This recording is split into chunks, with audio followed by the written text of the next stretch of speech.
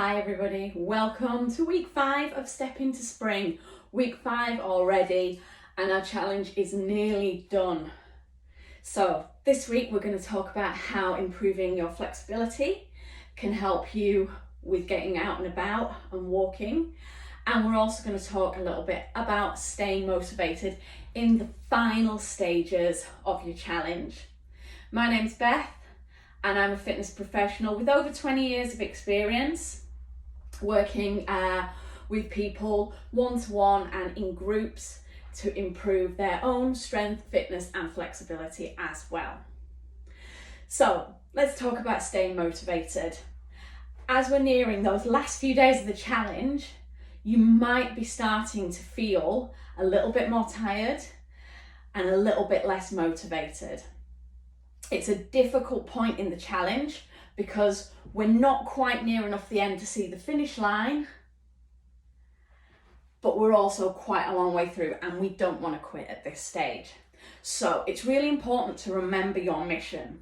So did you have a certain amount of steps or distance that you wanted to cover during the day? Did you have a weight loss goal? Did you have a certain amount of funds that you wanted to raise? Keep that in mind and make sure you strive for that. And then visualize that success. Visualize how you're going to feel in a week to 2 weeks time when you're finishing up those last few steps, when you've achieved your goal.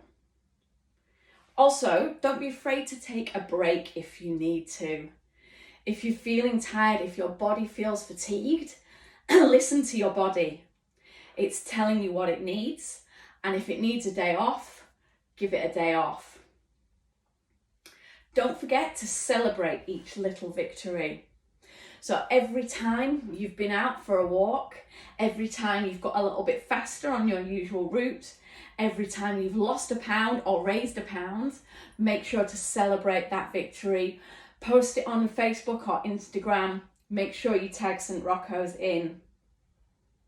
And then share your challenges as well. And make sure you ask for help and support if you need it. You can find me on Facebook at Beth's Beauty and Body Care. And you can reach me right there if you feel like you need any support or you want to use any of my live fitness classes to help you on your way to success. And then finally, stick with your routine and stick with the routine that works for you. Don't promise yourself that you're going to get up and go out for a walk at 7 a.m. every morning if you know you're not an early riser. Stick with your usual routine and you'll be successful.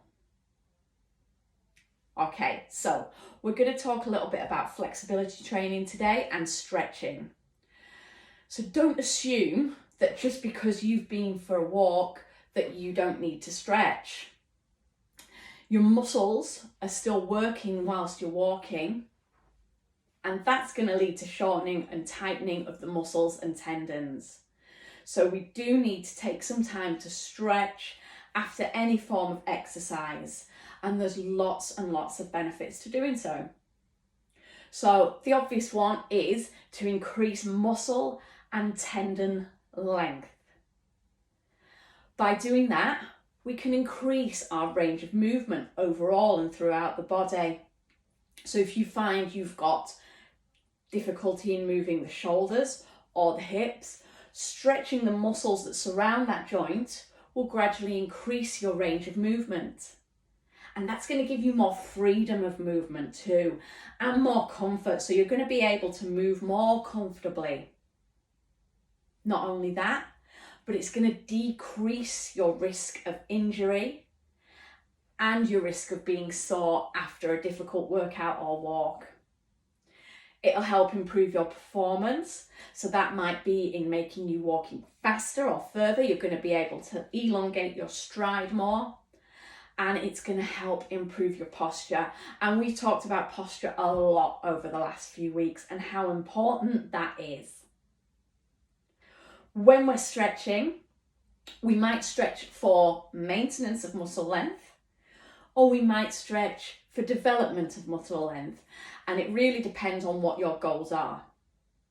If you've just finished a walk or a workout, stretching for 10 to 30 seconds on each muscle will allow your muscles to re-lengthen to the size they were before you started that workout. However, if you want to increase your flexibility and develop your flexibility, we need to be holding those stretches for a little bit longer. So if you want to focus on really increasing your range of movement, then start to be thinking about holding those stretches for 30 to 60 seconds. And that's going to give the muscle time to lengthen out. When we're stretching, we stretch after exercise. Please don't static stretch before exercise because you're going to increase your risk of injury. Save your stretches for after exercise. So let's take ourselves through a few stretches to get you mobilized. So when I'm stretching, I like to stretch in bare feet. It helps me feel grounded and it helps me with my balance in any standing stretches as well. You don't have to. If you've been for a walk and you've got your trainers or your walking boots on, then you can stretch keeping those on your feet. But especially when I'm inside, I like to stretch with my feet bare. So let's start with a couple of the larger muscles that work when we're walking, and let's start with the quads. So the quads are the group of muscles that run down the front of the thighs, from the hips and all the way into the front of the knees.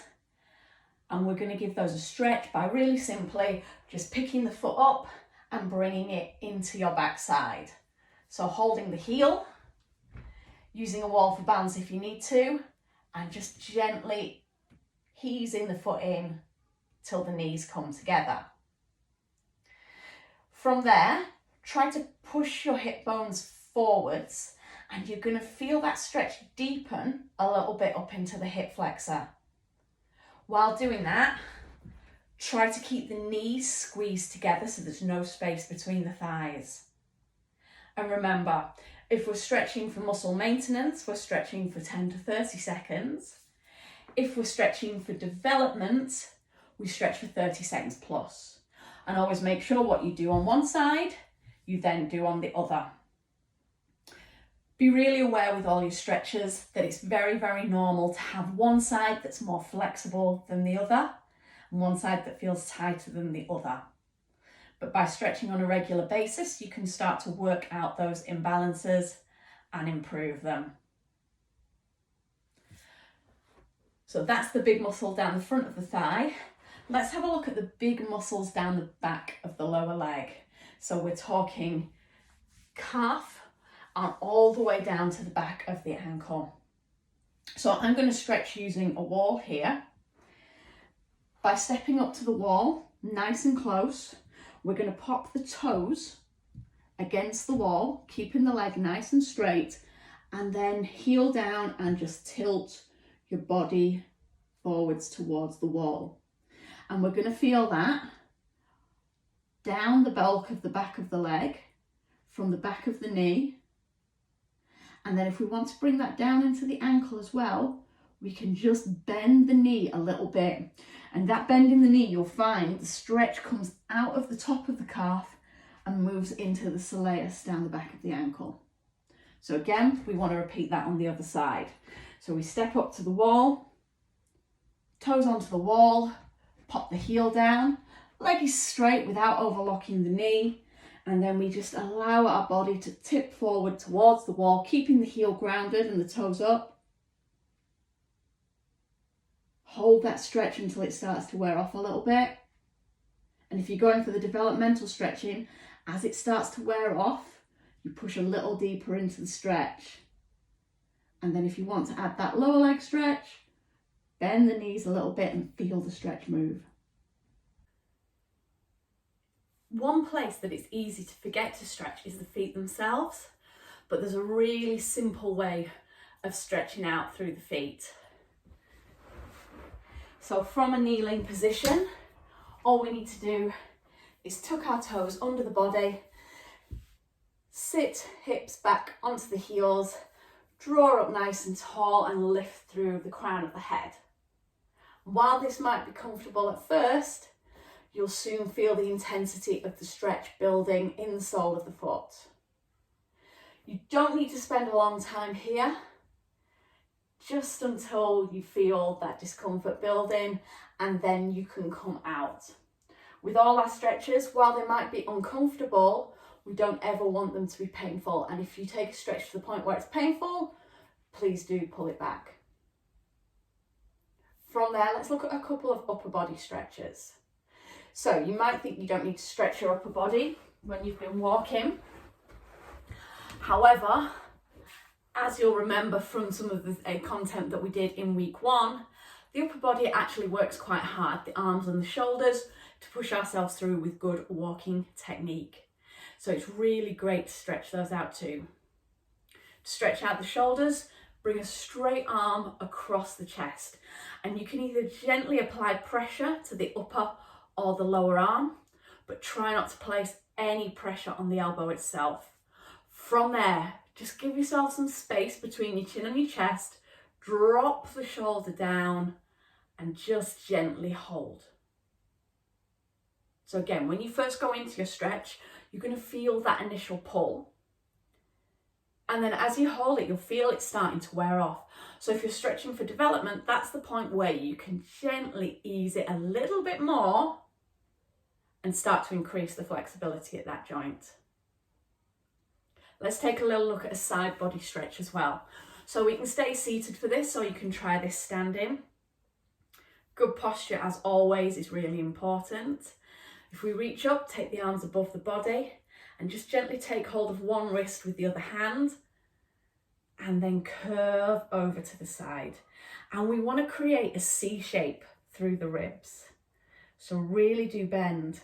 And to get more from this, rotate the body forwards, square the chest up to the front, and see if you can just lift your heart up to the ceiling.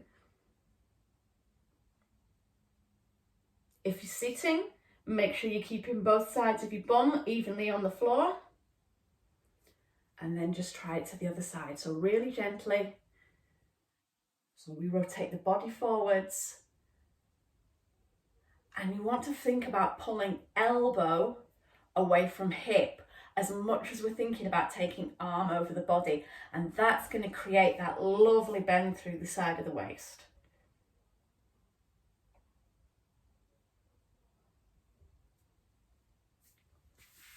Okay, let's take this round to kneeling and have a look at a stretch for the hips. So if you bring your feet around, take one foot forwards into a lunge position and keep the back knee behind you. From there, we're going to just gently tip forwards. If the front knee starts to come over the ankle, take it a little bit further away and then drop back into the hips. If your hips are tight, you might find that your pelvis starts to rotate to the side. So square them up, hips and shoulders should be really, really level, and then drop in. If you like, you can take the front arm to rest on the front thigh and reach up with the opposite arm, just to really create space through the front of the body. And as always, we can hold that for 10 to 30 seconds for maintenance, or for 30 seconds to a minute if we want a more developmental stretch. So, finishing off with a couple of floor-based stretches. I'm going to roll on back to the floor and I'm going to stretch out the back of the hips, the big muscles in the glutes. And this is your figure 4 stretch. Rolling down to the floor, you're going to bring one ankle over the opposite knee. Now from here, keep that knee pushed out to keep the hip nice and stretched, and flex the foot. So the toes pull back towards the knee, and that's all going to help to increase the stretch. From there, we wrap our arms around the supporting leg, make sure your head and neck are rested down, and then just gently ease the legs in towards you. From there, the closer you bring the legs, the more intense the stretch. But be mindful of your tailbone. As you pull the legs in, your lower back will want to roll off the floor, and we want to keep that pushed down. Keep the knee pointed out, keep the foot flexed. And again, start off at the point where you can feel some intensity in the stretch. And as it starts to ease off, if you want to increase your mobility, bring it in a little bit closer. From there, it's really easy to move to a hamstring stretch. So we pop that supporting leg back on the floor and take the other leg up to the ceiling. Now, whether you point your toes or flex your foot determines whether the calf comes into this stretch or not. So if you've already stretched the calf and you purely want to stretch the hamstrings, point the toes to take the calf out of the stretch. Try to hold your leg in a position where you can keep the shoulders and the head relaxed on the floor. So that might be holding behind the back of the thigh, or it might be holding behind the back of the calf. Try not to pull on the knee, but it doesn't matter if you have a small bend in the knee. Try to keep the tailbone down on the floor. And if you want to extend this stretch a little bit by straightening your supporting leg and pushing down, will help keep your tailbone grounded and take one length of the muscle away from the other. Finally, finishing off with a stretch that's great for your whole body, but especially your lower back. A lovely twist. Take the arms out wide, shoulder level. Keep the knees bent over the hips and then drop both knees in one direction until they rest on the floor. Now, once you've done that, you might find that your back shoulder lifts up. We want to try and keep that down. So if the shoulder's lifted, pick your chest up and then put your upper back right back down on the floor so that both shoulders are even and are facing square on up to the sky. To bring that stretch all the way from the tailbone to the base of the neck, turn your head as well and look down the arm in the opposite direction. And this one's lovely to just spend some time relaxing in. Mobility in our spines is really important as we get older. And if you want to extend this stretch slightly, you can bring the top leg a little bit higher than the bottom leg, and you can also very gently apply just a little bit of pressure to the outside of that thigh.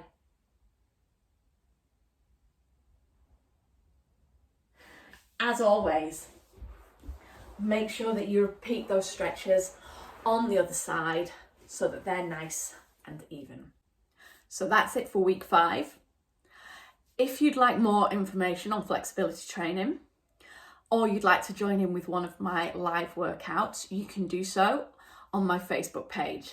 And that's Beth's Beauty and Body Care, right there on Facebook. I do 2 live workouts per week. Tuesday at 10 a.m, I have a conditioning and toning workout. And if you enjoyed those stretches, Thursday at 10 a.m, I do 30 minutes of stretching and mobility work, which is just gorgeous. I love that one. That's my favourite workout of the whole week. So please feel free to add yourself onto my Facebook group so you can take part in those. And you can join those sessions either live or you can catch them from the timeline and replay whenever suits you if 10 a.m. is not the great time for you. I'll be back with you next week for week 6 as we think about powering home through our challenge and how we take this and move forward to be fitter and more active for the rest of 2021. Have a fantastic week 5, folks. See you soon.